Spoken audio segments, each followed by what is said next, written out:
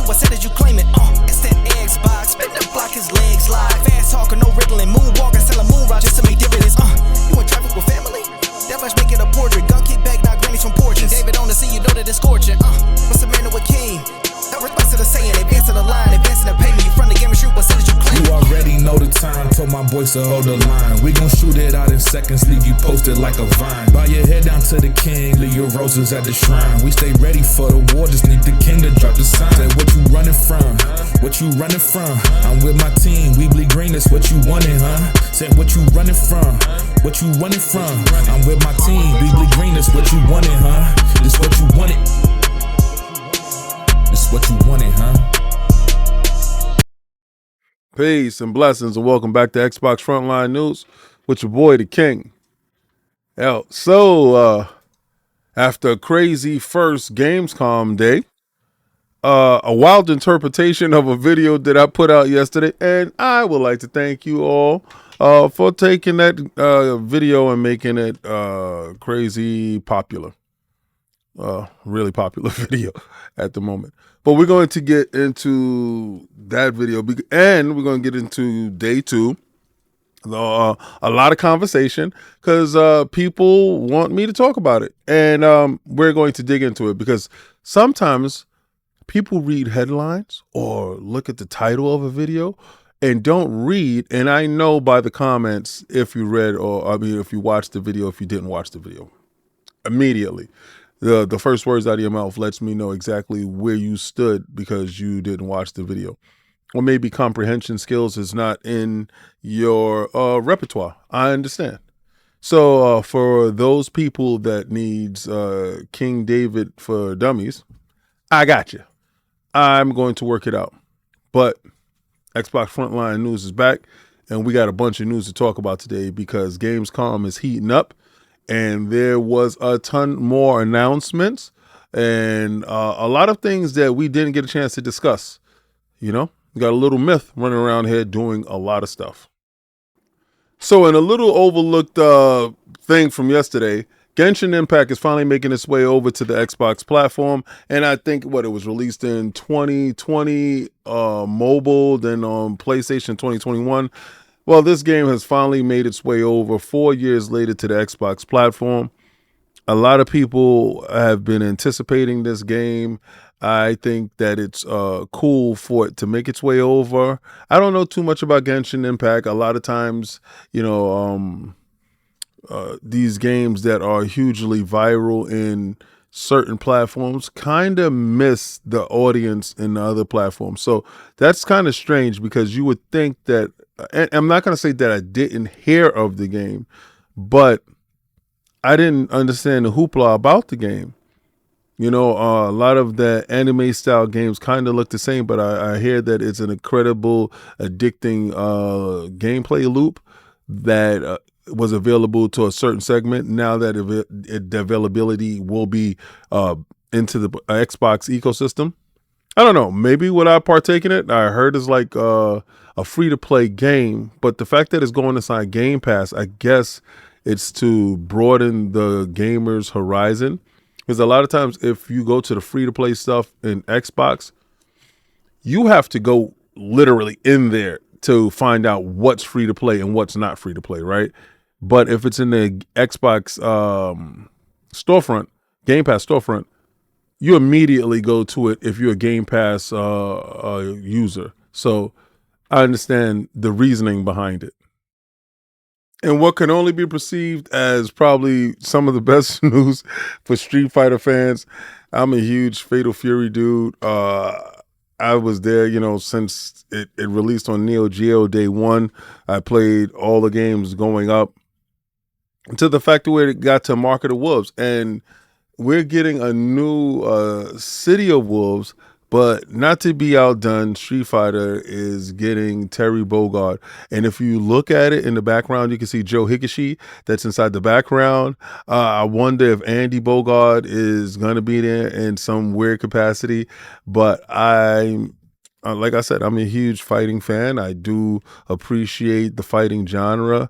There's so many different games, but for the lineage of Fatal Fury and the impact that Street Fighter is having culturally across the fighting universe. This is an exciting thing, especially because we do Fight Night Fridays. And Fight Night Fridays, we all get a chance to have some fun. We all get a chance to enjoy partaking in video games with each other. So the community is on board for this. I'm on board for this. This is something that's incredible. I love the combination of mixing the two. I like to see the lines between fighting genres, fighting titles merge into one giant genre. Like when Tekken did it, so Fatal Fury's doing it, Street Fighter's doing it, and I think Street Fighter has always been, and Capcom has always been amicable to other fighting titles invading their world to show you who's the best fighter. And I never, Street Fighter never backs down from a fade. Always good stuff. So yeah, to see Terry Bogard, I'm super happy at that because he's probably one of my favorites. The most pause-worthy game at the game show was announced. King of Meat. Is that a game that we're going to be playing on Fight Night Fridays? I think so, bro. The more I thought about it, the more I saw it, the more I looked at the title, I'm like, this game looks so insane. Like, I can see it now. We get some members together. We, like if you're a member, we good. You're good. You hold your spot. We get you in there, and we'll play some King of Meat. It's gonna be insane. Trust and believe. King of Meat is going to heat it up. Pause, man. This is the most pause-worthy game out here. But yeah, we're going to play King of Meat on Game Night Fridays, Fight Night Fridays.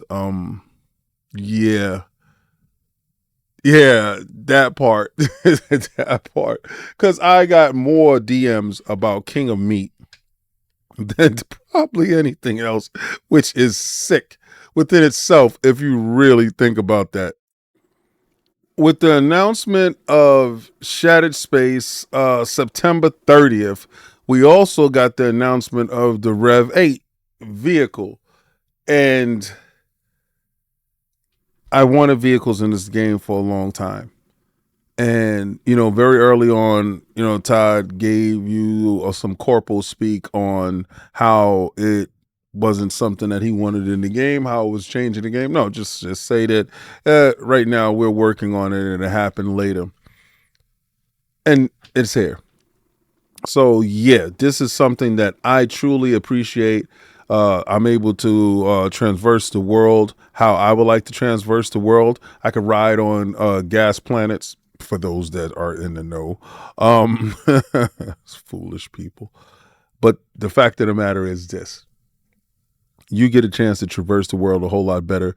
You can, it probably changes the level of interactivity for those people that were put off from traversing the world normally. Now you have a new way to do it. I like how the update comes with a 60 frames per second for the Series S and a graphical update on the Series X. Yeah, it's about time that the game itself is starting to round into form. And was that game ready on launch? I don't believe so, but it's turning into what I guess the vision that Todd had for it, and without all the corporal speak, it's finally reaching where I think they want Starfield to be. And I expect the engagement levels to go straight through the roof next month, September 30th. Stalker 2 being 60 frames per second, thank you. Now, all I got to do is work on a couple of little things that we talked about, and I think that game will be ready to ship perfectly in November. It's shaping up, it's rounding out, because when we did get a chance to play, it wasn't 60 frames per second.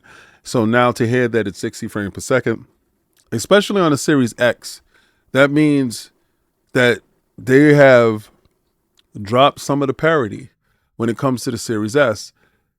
That means a lot, right? Because you're not held back or have to worry about the optimization of the lesser technically robust console that's in your ecosystem. That console within itself will, have to stand on its own, but let the Series X itself stand on its own, and that's a smart move. So there was a couple of titles that I did see, and I'm personally intrigued by a lot of these titles. Let's see. Retrieval is looking like a game that is taking our fidelity to movie levels, and to be wholly backed by Nvidia and taking their, I think it's the 4090 as their flagship card, and maxing out all the aspects of that card to achieve a level of fidelity. I think that we thought we were hitting this ceiling in graphical fidelity and delivery. I think at this point now we realize that that ceiling can be expounded upon. So Retrieval looks really. The first Berserker Kazan. I saw it, and we saw it before. The frame rate was off. They fixed the frame rate on the game now, and now it more in lines with the gameplay. I am kind of nervous with all of these games that are either boss rush games or Souls games, because I see we're shifting. Everybody's trying to gain the bag from Elden Ring. I think that's a poor look on it, right? We do need Devil May Cry type of games for those guys that don't want to play the games that are difficult in the Souls genre. So I think we're kind of losing sight on those individuals that like adventure games with good story but action adventure, opposed to Souls-like. And the first Berserker is a Souls-like, and graphically it's intense, but at the same time I think it's going to ostracize a lot of people that would be interested in the title because of the boss rush feel and the Souls-like aspect of the difficulty. Inotria, another Souls-like game. The last song. This is one of the games that Cog and I got a chance to play when we was at Summer Games Fest. It played well. It showed well. This is the game with the mask that when you go fight somebody, you take their mask, and everything is tied to how that works. I think this is going to be the most Sekiro type of game where the parrying system is a must. And if you don't become well versed in the parry system, I think that's where your dysfunction is going to be. Again, the Souls type of games are getting the most attention now. I think we have to peter this out and start getting back to more games that do action, story, adventure, Devil May Cry stuff. Because remember, those games took over the industry for a long period of time, and I thought they were dope. Like Nier Automata, those games were cool. They allowed a larger group to partake and didn't just segment it to a certain type of group. I see it skewing towards catering to a different type of player, and I don't necessarily fall in that category. Spirit of the Samurai. Stop action motion game. It looks fun. You have a little kitty cat. I'm a dog dude, but you have a little kitty cat. And you have like a little ninja spirit soul guy. Like, he looks so cute. And he gets to attack and he gets to fight. And then you have the samurai guy himself who's there. And I love the mythology of Japanese culture. So you're being able to play within those worlds is intriguing to me. The mysticism around it is fantastic. So yeah, Spirit of the Samurai, something that I already wish list on Steam. So yeah, check it out. So there's a lot to unpack, but before we get to unpacking that information that Phil and Sarah got a chance to talk about today at Gamescom, day one, you will hear and see in the conversation on what is expected from Microsoft, what is expected from Xbox. We're gonna to keep it Xbox central, from hardware to services to delivery. And I just want you to watch this video, and then we're going to talk about what was extrapolated and where Xbox goes. So much energy here. It's been fantastic to see the fans, to be part of Opening Night Live last night and to see their reaction. This booth, and I have no idea why we're calling it a booth, because it's not a booth. It's an entire wonderland. It really is. It's an underestimation calling it a booth, right? With experiences, with games that you can play, things you can see, incredible photo opportunities is fantastic. So to see folks pouring in and experiencing it, and it reminds you of what makes this industry special, which is all about celebrating games, the joy they bring, and the people who make them. It's, for us, our first Gamescom with Activision, Blizzards, Bethesda, Xbox all here together. So there's definitely something special. All the teams have gotten together, and I think there's just such great representation. I'll also say the industry has gone through a lot of transition with our shows, and seeing Gamescom as strong as ever with fans, consumers coming in, all the creators that are here, strength across Europe. Like, we need more of this in the industry. I'm glad we're here supporting. And it's just awesome to see how the gamers show up to support this show. Bigger and better every year. We love to see it. Before we come to the booth, though, I actually want to talk. I saw you both were at Opening Night Live yesterday, and there were some pretty amazing reveals and news in there. So what was it like? I couldn't get a ticket, unfortunately, but what was it like to be in the room with that live reaction?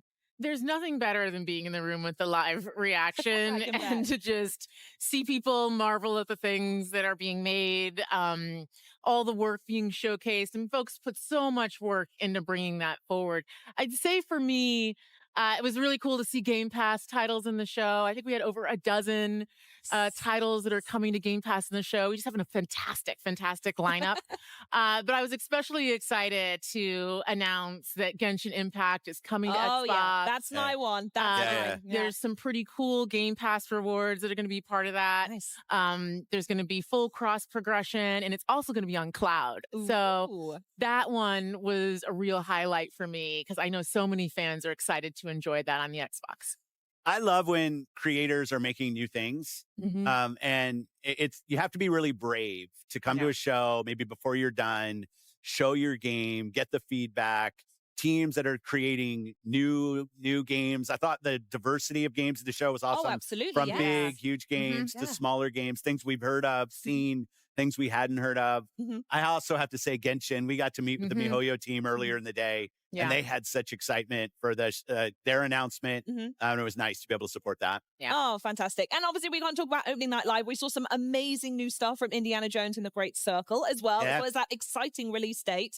We also saw the news about PlayStation as well, which is really cool. I'm really interested in that. So I want to know how this connects back to Xbox's perspective on how and when this approach happens to other titles. I mean, I'll start just saying Machine Games is doing such a nice job with that game. I thought it showed really well. And that's the most important thing, is quality of the games, teams that are getting support that can go build the game. And it was just nice. The long gameplay segment that they had, I thought was fantastic. Going to the PlayStation announcement, obviously last spring, we launched 4 games, 2 of them on the Switch, 4 of them on PlayStation. And we said we're going to learn. We said we'd watch. I think at Showcase, I might have said, from our learning, we're going to do more. What I see when I look is our franchises are getting stronger. Our Xbox console players are as high this year as they've ever been. Amazing. So I look at it and I say, okay, our player numbers are going up for the console platform. Our franchises are as strong as they've ever been. And we run a business. Like, it's definitely true inside of Microsoft. The bar is high for us in terms of the delivery that we have to give back to the company, because we get a level of support from the company that's just amazing in what we're able to go do. So I look at this, how can we make our games as strong as possible? Our platform continues to grow, both on console, on PC, and on cloud. And I think it's just going to be a strategy that works for us. And the last thing I'll probably say is, I think as an industry right now, there's a lot of pressure on the industry. It's been growing for a long time, and now people are looking for ways to grow. And I think that us as fans, as players of games, we just have to anticipate there's going to be more change in how some of the traditional ways that games were built and distributed. That's going to change. That's going to change for all of us. But the end result has to be better games that more people can play. If we're not focused on that, I think we're focused on the wrong things. So for us as Xbox, health of Xbox, health of our platform, and our growing games, most important things. Oh, that sounds perfect. So, watching the video, you see that there was a couple of things. First, they were talking about their presence at Gamescom, and that's a cool presence to have, right? And it's the way the European market is looked at from Microsoft, that's some place that they need to grow in. Now, if you said that, when you heard him say that the hardware people, the console player, is at the highest it's ever been, that means it's reached its peak and they have to look for money in other areas. And then he goes on to explain about deliverables of software in other avenues. And the host asked him, well, about Indiana Jones and the Great Circle. Indiana Jones and the Great Circle going to the PlayStation, something that she's intrigued about. But the key words that she said, and what is the process in other titles? And the process in other titles, like he said, is the metrics that they seen when they ported over those games. What works for them is making their games available in as many places as possible. And again, back to the case by case, there's no pegging them down on what games is going to go. Does that mean this game and that game? They walked away from that rhetoric. But what he did explain was that, listen, it's a high expectation on Xbox to achieve. They have been generously given the opportunity. That means money has been paid out. You need to make that recoupment, that return on investment is necessary when it comes to Xbox making back what was owed. And you see their dedication to doing so. Now, I think they believe when it came to Europe, where PlayStation is strongest in, you won't get that gamer to abandon their digital library and their digital footprint in that space. So the best key thing, instead of trying to convince someone to invest more and remove themselves from where their friends are, go to them. And at Gamescom, they spoke to the gamer. The majority of those gamers there are PlayStation gamers. Xbox is making its stake at the place, but they're showing games. They did talk hardware. Now, for those people that want to know hardware, the pre-orders went up for those the digital Series X, Series S, and the 2 terabit Series X. Those did go live for the pre-orders, and I think it's like the 15th in select countries, and then the 29th worldwide in October. So hardware is still a priority, but to a lesser extent, in my opinion. In my opinion, it's where they are right now. They're talking to that consumer, and that consumer is the PlayStation consumer over in Europe. And how can they obtain some of the money? Now, some of the metrics was released today from Windows Central. If you get a chance to go check that out. Sea of Thieves have sold over 1 million copies on the PlayStation platform. That's bountiful, right? I want to know the grounded numbers when we get a chance to figure that out, to see how much that made. But they also explained how the engagement is as high as it's ever been. Of course, you've opened your games up to other consoles, and in doing so, there's a different level of revenue stream. So, because remember, that was a defunct revenue stream to begin with. So now that it's not defunct and that revenue stream is a pipeline to get cash to you, that was an access that you didn't have before. They're not going to shut off that access. They're going to continue to push that narrative in bringing those games over to continue those pipelines and make that money happen. But also, listening to it, he says the industry, and I expressed this before, is in a distressed state where everyone is trying to find where else they can obtain money from. Microsoft already made the step. Well, Xbox already made the step to get money from PC. So that pipeline is already established. They already established that day and date. They can look to a certain amount of money coming from here. Now, they opened up the lane to the streaming at Amazon. That's a different pipeline coming in, but it's a different revenue stream. Now, also, they, if you see the GeForce Now stuff, the way that because one of the bigger problems where you have to keep logging in on every game, they've mitigated that to make it a little bit more seamless, so that pipeline is available there. The Nintendo Switch pipeline is available there ahead of Switch 2, which I think they will have a big presence at the Switch 2 launch to get those games into Switch players' hands to garner more money from Nintendo. And now you have the PlayStation fan base, whereas you place your games there and you have established that pipeline to extract money. It's a money play. The whole thing is a money play. But they did reiterate the Xbox platform is healthy. And it's healthy because the revenue stream from all of these pipelines allows it to recoup the initial investment from the investor, Microsoft, to Xbox to make it sustainable. Now, a lot of times people say that Game Pass isn't sustainable. Maybe on its own, it isn't sustainable because the expectations was for it right now to be at 60, 70 million. Well, they found out that's not the case. So in order to supplement the Game Pass until the Game Pass aspect reaches its peak, because you're seeing the growth in the sector of Xbox, you must be able to continue to funnel money in. They must make money, and the return of investment must be had. We've seen it, we know it, we understand it. A lot of people were upset at the announcement day, and that's something that I'm going to talk about right now.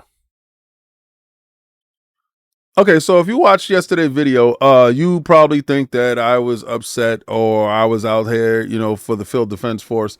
Not really. You don't need to defend somebody that doesn't need defense. He's a grown man. He can defend himself. That has nothing to do with that. What I didn't like was, I'm a team player. And, Iron Lords podcast, Sunday, 1 p.m. Eastern Standard Time. That's the team. That's the squad, Iron Lords, right? And at no point in time will I undermine any of my teammates, my panelists, my friends, my brothers. Maybe in corporal world, that's not how it works, but I do understand that, there's a hierarchy in the building, and I knew a couple of things, and how I felt was that, neutering of one of the teammates doesn't help. Right. So that aspect of it, I was just like, damn, that's messed up, because if you look at a company, you expect that company to move in a certain fashion. No, you don't. They don't. What they do move in is money fashion, right? And there's always going to be internal beef and struggles and stuff. You guys really don't understand the conversations that we were having in the background with each other, as far as some of the YouTubers that we do talk to, like, some of the people I do mess with, and, like Jez and stuff, and Rand and everybody. We do have conversations, Anchorman and stuff. And our conversations that we have are different. So it's probably looking at the overall health, looking at the overall thought process, and what's happening, where they're moving to, what's the ideology over at Xbox. And there was probably 2 warring factions that was in the building. Those people that wanted to keep it how we traditionally understand it, but also grow the brand. And those people that said that was past, that didn't work, and we need to move in this direction. And this is direction that is gaming agnostic, as far as you're able to game every and anywhere. Those 2 philosophies conflict with each other. And there was an uneasy compromise made. But then it was also, aha, told you so type of thing. And we're going to accelerate this plan because of what happened at the FTC trial. Now, the gaming agnostic thought process is stout in its delivery of bringing that opinion across to the in-house. Because what it does do, it does allow you to grow quicker without restriction. The biggest restriction is the FTC.